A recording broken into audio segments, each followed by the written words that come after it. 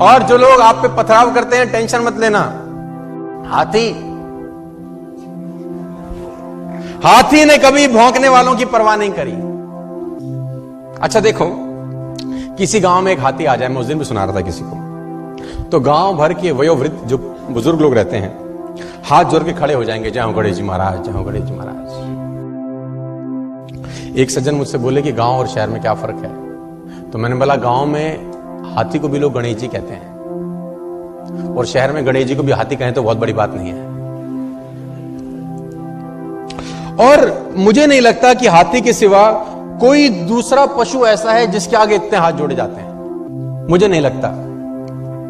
लेकिन एक दूसरी विडंबना यह है कि जितने हाथ जोड़े जाते हैं वो और किसी के नहीं जोड़े जाते, और जितने भौंकने वाले इसके पीछे लगे रहते हैं किसी और के नहीं लगे रहते। गलत तो नहीं कह रहा मैं आपसे? जितने हाथ जोड़े वाले इसके सामने खड़े रहते हैं उतना किसी और के नहीं, और जितने भौंकने वाले इसके पीछे रहते हैं किसी और के नहीं। गांव भर के वयोवृद्ध हाथ जोड़े खड़े होंगे और भौंकने वाले पीछे पड़े होंगे, तो टेंशन लेने का जरूरत। और मुझे आज तक साला ये बात समझ में नहीं आई कि कुत्तों को हाथी से तकलीफ क्या है। हमको कुत्तों की बात समझ में नहीं आती, उनको हमारी नहीं आती। अगर समझ में आती तो हम पूछते कि भैया तुम्हें तकलीफ क्या है, और कुत्ते जवाब देते तो क्या देते मैं ये भी बता दूं आज आपको।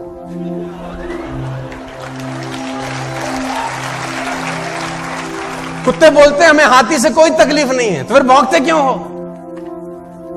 तो फिर भौंकते क्यों? बोले एक ही बात बोलते, हमें तो इसके आगे हाथ जोड़े खड़े हुए जो लोग हैं ना, वो सहन नहीं हो रहे साला।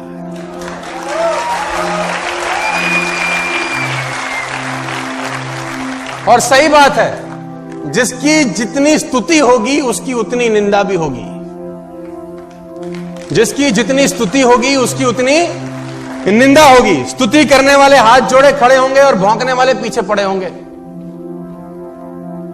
तो घबराने का जरूरत नहीं है कि अगर लोग आपको ताना मारें, टेंशन दें, आप अपना मस्त आगे आगे चलो। लेकिन दिक्कत क्या है? अच्छा, कुत्तों की इतनी हिम्मत नहीं है कि हाथी के आगे आके भौंके। आगे आके भौंकते नहीं, पीछे भौंकना बंद करते नहीं।